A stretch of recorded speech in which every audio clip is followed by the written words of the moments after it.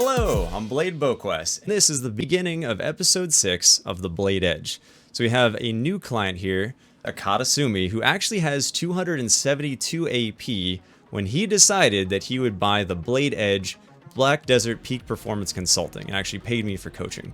So we have 2 different episodes. It's going to be episode 6 and 7 with him. I know if you guys have been following from the start, there's 7 episodes. This one has been broken up into 10 to 12 minute increments so you guys can get more relevant thumbnails and titles and see exactly what the problem is that you guys want to learn about, and should be a lot more digestible.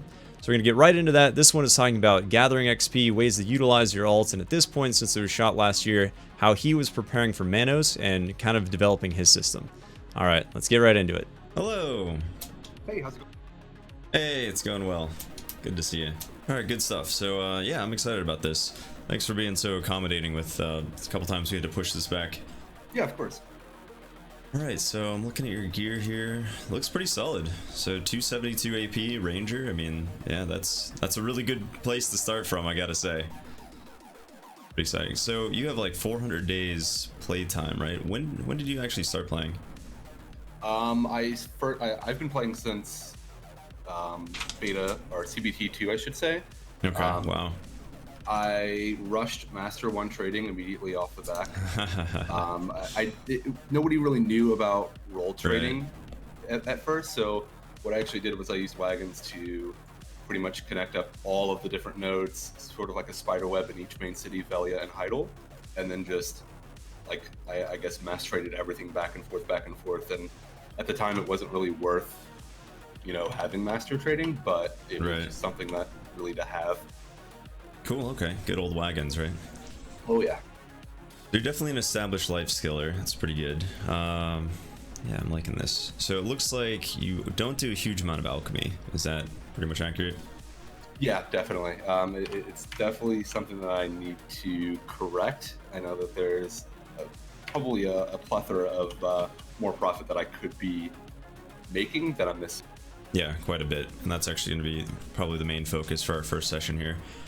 Let me ask you, what are you doing with sailing and trading right now? Are you pretty much going back and forth to Port Rat, or is this a sea monster hunting setup right now? So I used to be one of the first officers for BDO Navy, so when we first really got sea monster hunting started, that's where a majority of that sailing came from. And then, you know, with Breezy Sail, I would actually do the Imperial trading from Port Rat back to Valencia or to Heidel or Velia. Because at the time it was pretty decent money. It was before all of the silver changes, and it wasn't too bad profit at the time, and not a whole lot of people were doing it. Right. Okay. When's the last time you've done that? Quite a while ago, basically. It's been quite a while. It hasn't really appeared to be worthy to me. Right. Okay. So I see your life skills seem to be concentrated pretty much on your one main character. Do you have any kind of artisans or anything like that on alts right now? No, I do not. Okay, so I want to talk to you a little bit more about kind of a good overall gathering strategy. You said that you want to be playing for maybe another 1 to 2 years.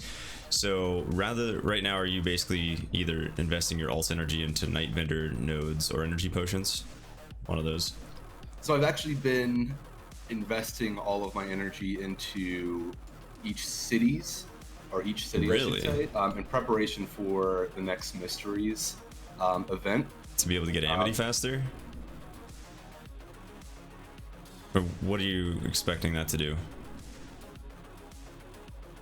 Mainly for any Amity minigames that may have to occur. I know towards the end of this last one, the main or the last NPC in Valencia that you had to get so much in our Amity with, having that main city with level 10 really helped a lot.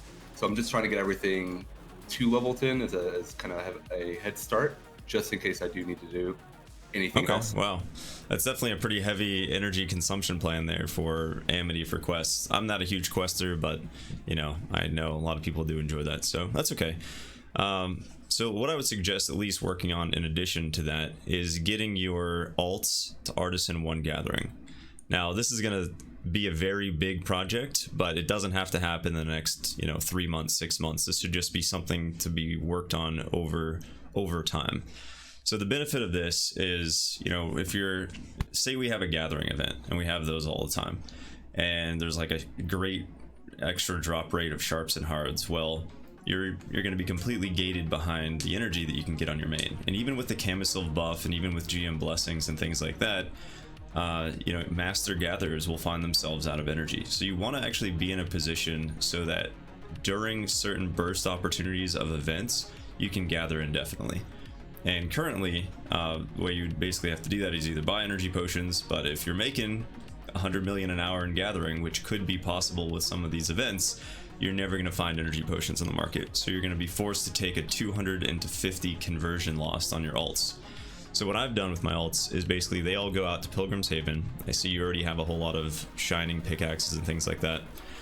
That is the best way to level up alts for gathering, just because after skilled 5 you start getting all the gem procs. And do you know how Gathering XP works, or not specifically? Not specifically. I remember when I first came back to the game, it was right after Pilgrim or Valencia was released. Everybody's like, oh, if you really want to level Gathering, just go out to Pilgrim's Haven. So that's pretty much where I've leveled the majority. Sure. So that's good. I mean, that's definitely the place to go. The way it works is basically you get XP based off of every stack that you gather, which is very strange. So essentially, if you're gathering 1 rough stone, you're gonna get the same XP as if you're gathering 4 rough stone. It's based off of the different types of things you're getting. So for Pilgrim's Haven, you're gonna get rough stone, and copper, and platinum, and a topaz, and one of those weird little gems, and a piece of coal, and an iron shard. You get so many random miscellaneous things, and each different type of thing that is in your gathering box, when you get it, gives you XP. So that's why that is like the quintessential gathering place right now in the game. So yeah, honestly, I would just think about moving your alts over there, and just kind of one at a time, just leveling these guys up to basically, I think Artisan 1 would be the way to go. So the reason you want to go with Artisan 1 is because they are going to spend their energy much less than if they're professional. It also cuts down on how often you use the durability of your magic or lucky tools. So gathering level does a lot of good things, and then also at Artisan 1 you get the maximum amount of procs you could get. Like if you're gathering sheep meat, for example, something like that, you would get a maximum of 4 a lot more often than if you were a lower level. So the reason I think this is a good idea, considering you're playing for another 1 to 2 years, is that eventually we're going to have Manos gathering. And Manos gathering is going to be so astronomically profitable, it'll be crazy. With decent mastery and decent setups for Manos gathering, you're just going to be able to get Caphras a lot more often. You're going to be able to loot things that go into upgrading your Manos.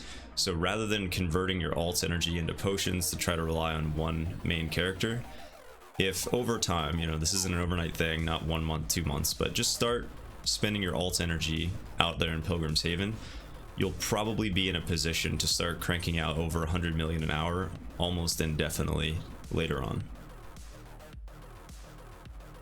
I definitely want that. Yeah, it could be quite a good opportunity for sure. And Manos gear is transferable, just like your mains gear and stuff like that. So I know you said you really enjoy life skilling, so that's kind of a long-term plan. I wouldn't suggest it if you were basically planning on playing 6 months. That's not the sort of thing. But this will benefit you tremendously over time. Where are you gathering right now, generally? Mostly just Pilgrim's Haven? Usually when I gather, I'll either do Lynch Ranch for sheep blood or Pilgrim's Haven. I've actually been speaking with some buddies, and they've been chopping pines around Mancha Forest and killing ogres. Apparently they've noticed somewhat of a higher amount of Caphras and just overall silver per hour that they've been getting out there. So I'm actually looking to try that out at some point. Good. Yeah, that's a good idea. For whatever reason, whenever you're out there killing sheep, especially, and going for sheep meat, sheep blood, there is not a high Caphras drop rate, and there's not a high dust drop rate. What it seems to be right now is that either mining out there in Pilgrim's Haven or chopping trees ends up being some of the higher CAFRs. And I've done some testing on it. It really does seem to be quite good. It's like 10 to 15 CAFRs an hour. I mean, that's, you know, right there you're looking at ballpark 30 million, and then of course there's sharps and hards on top of that. And if you're out there with the timbers, the individual timbers don't often sell for a great amount, but I see you have a pretty good crate production, so that can just work through your passive income that way as well.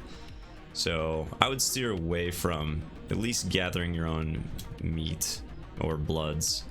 I'm trying to see the price here of sheep blood. What are you doing with the sheep blood after you get it in your current system? If I said sheep blood, I was incorrect. I go out there for the meat, and what I've been doing is creating good feed with it. Okay, yeah, I think we can basically just completely remove that from the system. Okay. Just because good feed generally doesn't have, let's see, let me double check the price of the central market here. Yeah, even at 16k, it's an okay recipe. It's not fantastic. And if you end up focusing more on CAFRs for gathering, you're gonna beat this rate.